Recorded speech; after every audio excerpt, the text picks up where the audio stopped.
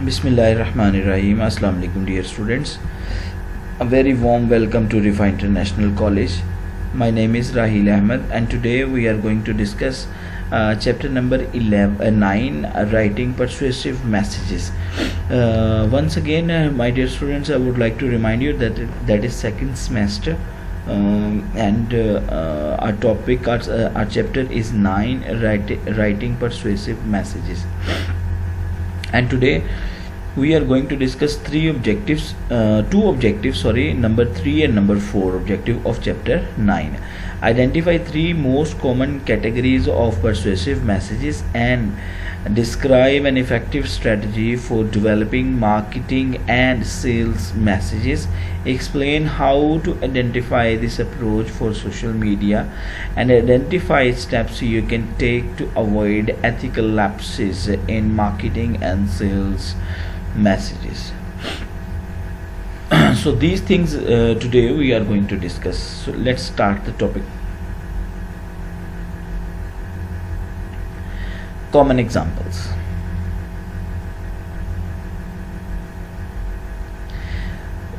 Learning objective 3rd, common example. Identify three most common categories of persuasive business messages.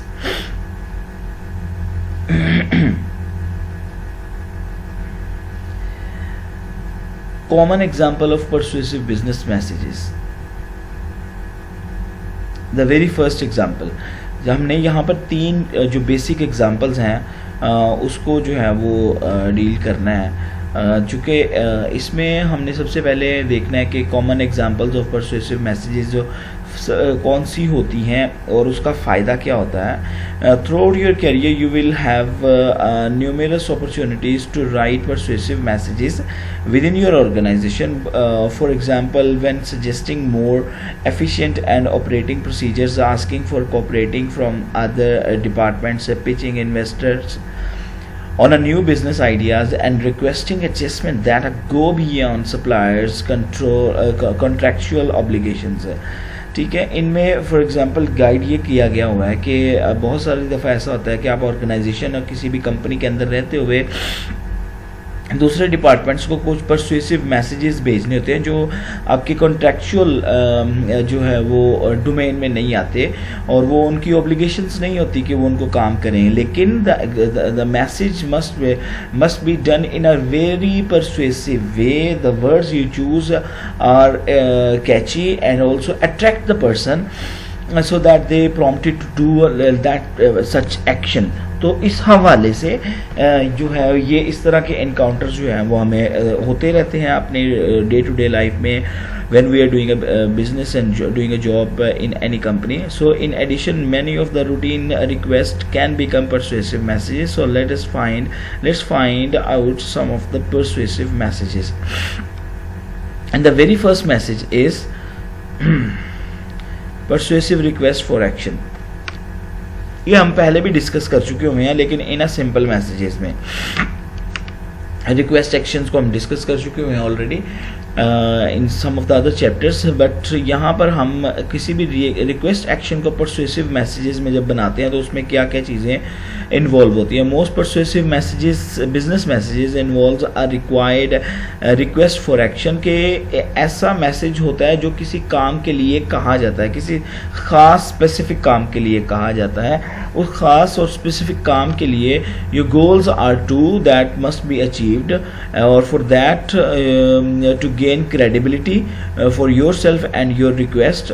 जब आप इस तरह से मैसेज कर रहे होते हैं तो एक्चुअली इन अदर वे आप अपनी क्रेडिबिलिटी को जो है अपनी जो आपकी ट्रस्ट वर्दीनेस जो स्टेटस होता है उसको डेवलप कर रहे होते हैं. Then to make your readers believe that helping you will indeed help solve a significant problem. Close with a request for some specific action and make that course of action as easy to follow as possible to maximize the chances of positive responses. तो साथ में ये किया जाता है कि request action के लिए रिक्वेस्ट एक्शन उस काम को मुकम्मल होने के लिए करने के लिए और उसके लिए जो फॉलोअप जो लाइनअप दी जाती है वो इस तरह से हो कि वो इजी टू डू हो, उसमें इशू ना हो कोई भी, और वो ख़ास किस्म के काम के लिए जो है वो उसे परसुएट कर दी जाए। नंबर 2, जो परसुएसिव मैसेजेस जो है वो जो मोस्ट इम्पॉर्टेंट है उसमें presentation of idea.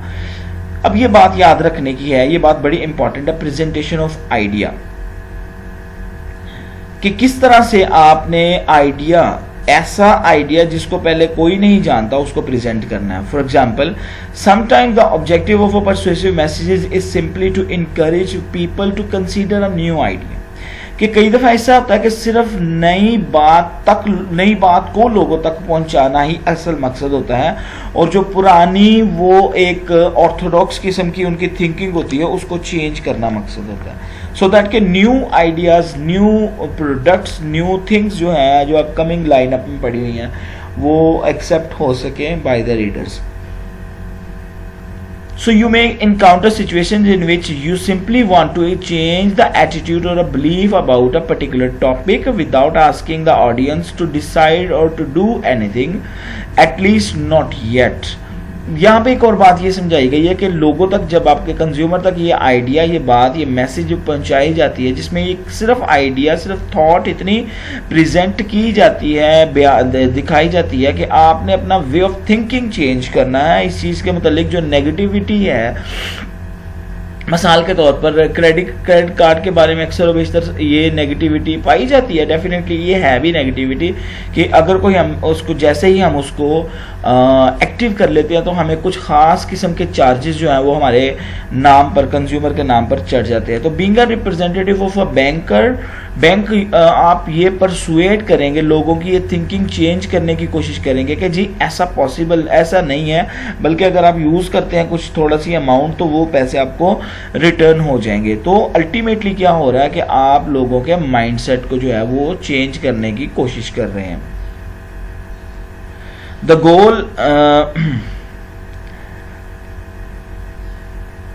goal of your first message might be nothing more than to conveying your audience to re-examine long-holding opinion, to admit the possibility of new ways of thinking, और ये भी सोचा जाए, उन्हें guide किया जाए कि जनाब आप जो पुराने ख्यालात जो आपके जहन में हैं, जिनको आप मुसलसल सोच रहे हैं, वो जिनके साथ टिके हुए हैं, वो चेंज होने जा रहे हैं।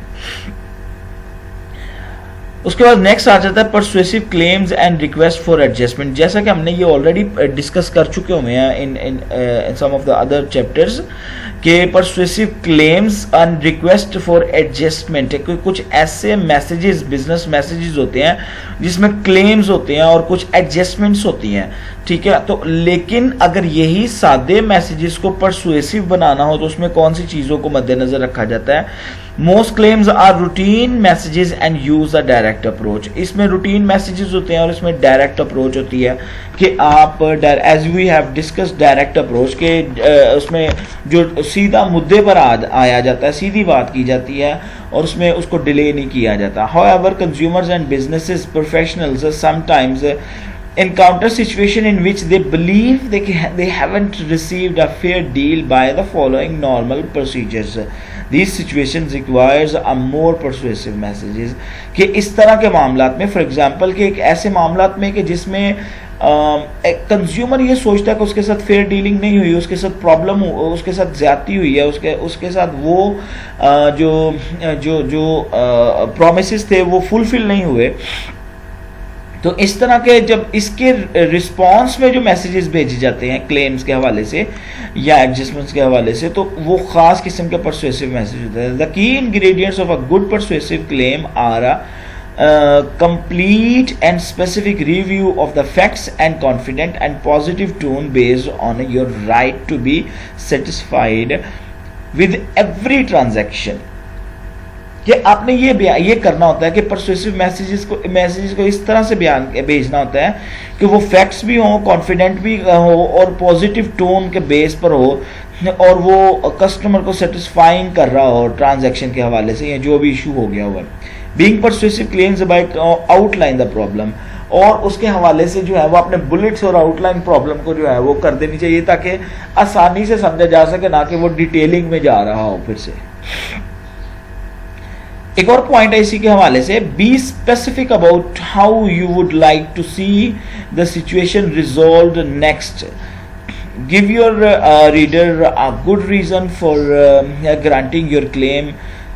Show how the individual or organization is responsible for the problem and appeal to your readers' senses of fair play, good play or a moral responsibility. तो ये इखलाकी रिस्पॉन्सिबिलिटी हो जाती होती है कि आपने जो क्लेम था उनको अपील कंप्लीटली उसको सॉल्व कर दिया कि नहीं कर दिया. Explain how you feel about the problem but don't get carried away and don't make threats. लेकिन ये है कि जब आपको अपने क्लेम ही नहीं मिल रहे होते, जो आपने क्लेम कंपनी की जानिब से कर रहे होते हैं और वही आपको मुकम्मल तौर पर आप उनसे सेटिस्फाइड नहीं होते, तो फिर उसमें सम टाइम ऐसा हो रहा होता है कि टोन जो है वो थ्रेटनिंग हो रही होती है, वो एग्रेसिव हो रही होती है. उस एग्रेशन से बचना चाहिए. उसकी बजाय जो है वो हमें इस तरह से बात करनी चाहिए कि कंपनी या एम्प्लॉयर को ये भी फील हो जाए कि इंसान जो शख्स है, जो कस्टमर है, वो वाकई प्रॉब्लम में है और उसके साथ जो है वो उसका राइट है ये चीज़ों को, इन इश्यूज़ को ख़त्म करना. Right. So that is the third objective we discussed कि मुख्तलिफ किस्म की कैटेगरीज जो थी वो परसुएसिव मैसेजेस को जिसका हमने डिस्कस किया. रिवाइज करता चलूँ आप सबके लिए. नंबर 1 हमने उसमें 3 जो थी वो चीज़ों को डिस्कस किया. Persuasive request for action, presentation of idea and claims and adjustment. ठीक है जी. तो let's move to the 4th objective of this chapter.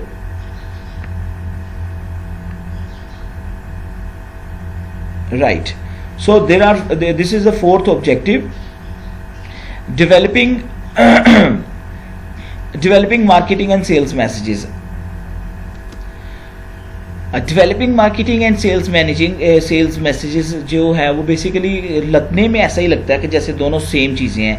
जैसा कि मैंने इनको अंडरलाइन किया हुआ है कि मार्केटिंग कलर्ड किया हुआ है कि marketing messages usher potential buyers, marketing message जो है वो potential buyers through the purchases process without asking them to make an immediate decision. जबकि इसके बरक्स जो है सेल्स मैसेजेस जो है वो उनमें डिफरेंस क्या होता है, basically take over at a point encouraging potential buyers to make a purchase decision then and there, कि उसी वक्त जो है परचेज कर लें. वो मार्केटिंग मैसेजेस जो होते हैं उसमें सिर्फ ये बताया जाता है कि ये आपके पास अपॉर्चुनिटीज़ हैं, आप चाहे तो इसको अवेल कर ले चाहे ना कर ले. लेकिन सेल्स मैसेजेस ऐसे होते हैं कि जिसमें ये कहा जाता है कि आपके पास ये अपॉर्चुनिटी है and now you have to make your decision to get that these opportunities.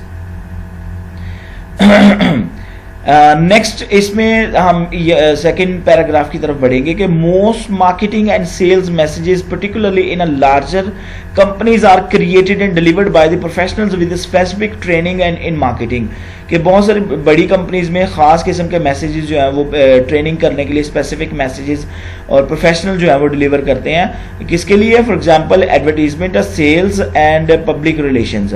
However, you may be called on to review the work of these specialists or even to write such messages in smaller companies, and having a good understanding of how those messages work will help you maybe more effective managers.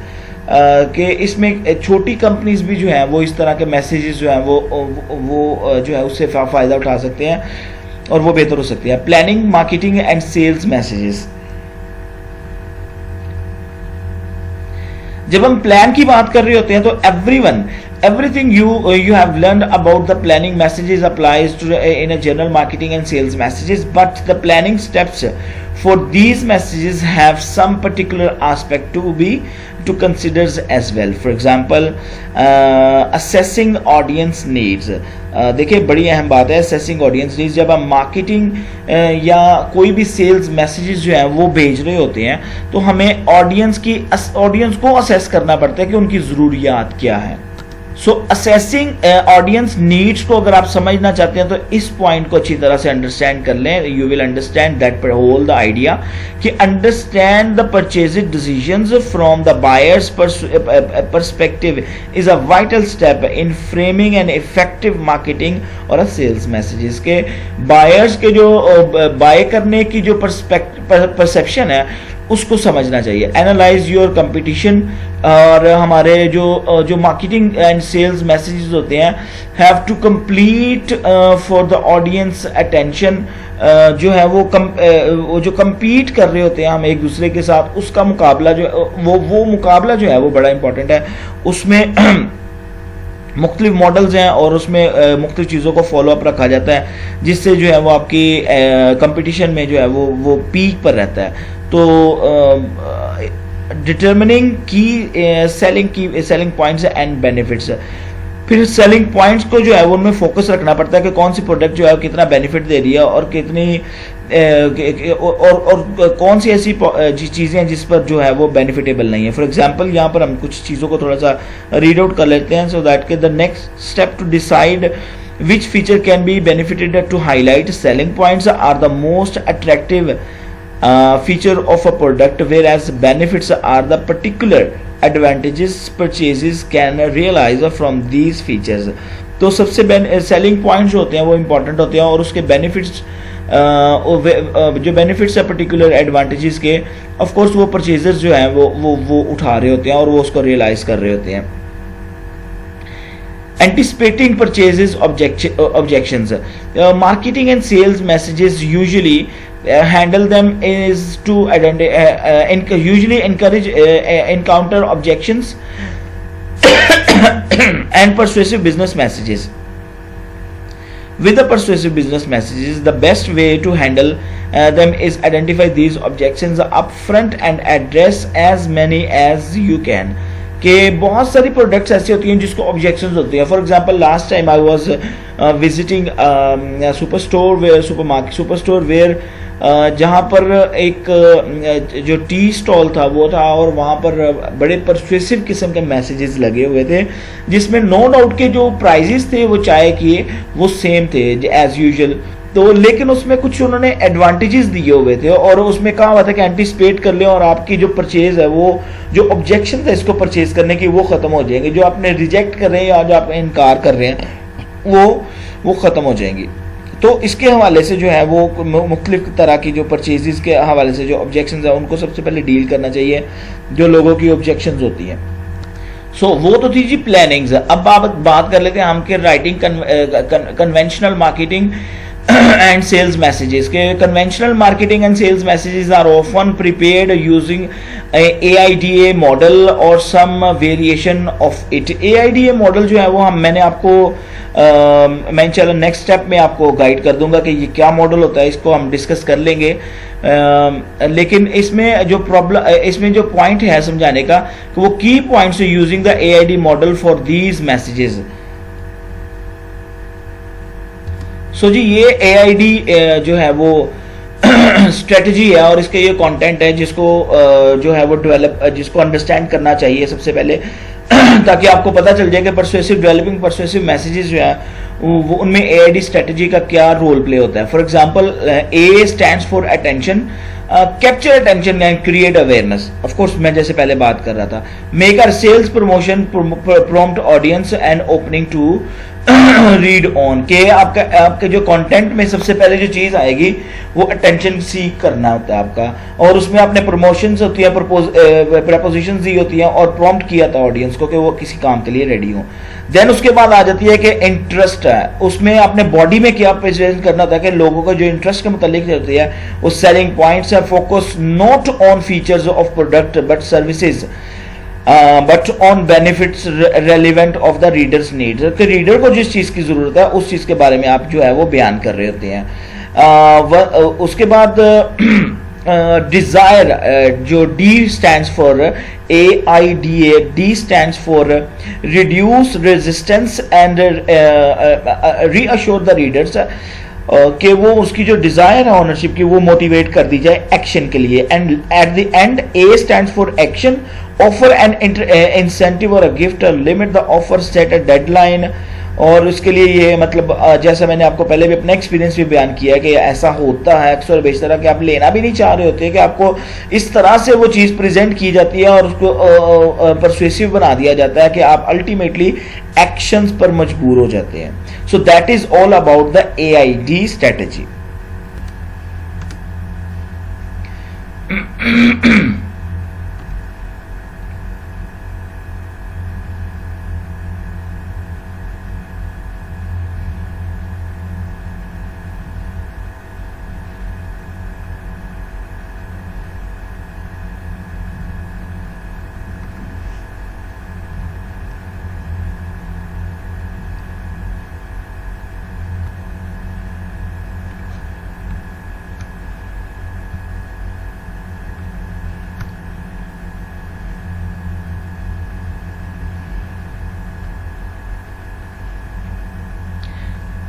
So that is the last point of of the fourth objective कि writing promotional messages for social media।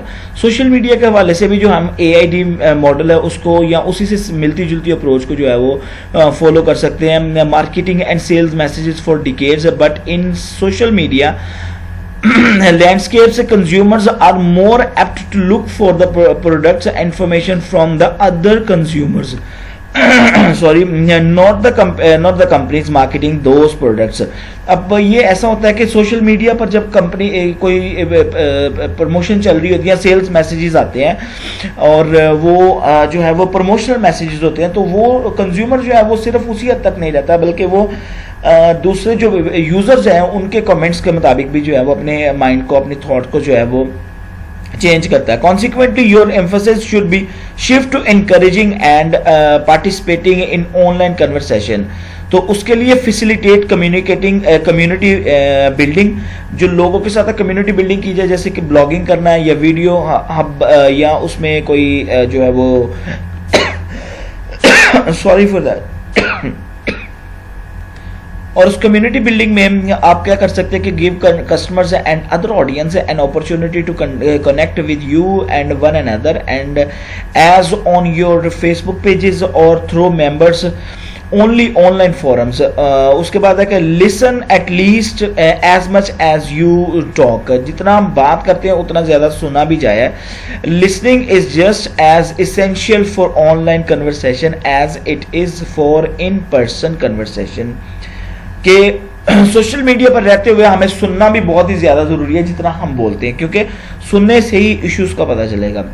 Initiate and respond to the conversation within the community through messages, newsletters and other tools. Make sure you provide the information and customers need in order to evaluate yourself your company's opinion। तो इसमें ये चीज़ें जो है वो उनको ध्यान में रखना चाहिए कि हमें जब राइटिंग प्रमोशनल मैसेज जो होता है वो करते वक्त सोशल मीडिया पर कि अपनी जो मालूमात हैं उनको फ़ौरन जो है उनको सुना भी जाए और उस पर रिस्पॉन्ड भी किया जाए, ताकि किसी तरह की नेगेटिव जो है वो अगर बात डेवलप हो रही है माइंडसेट में तो वो चेंज हो सके। So thank you very much for watching me. Today is a little different way of presenting ideas in front of you, but we have completed the chapter number 9।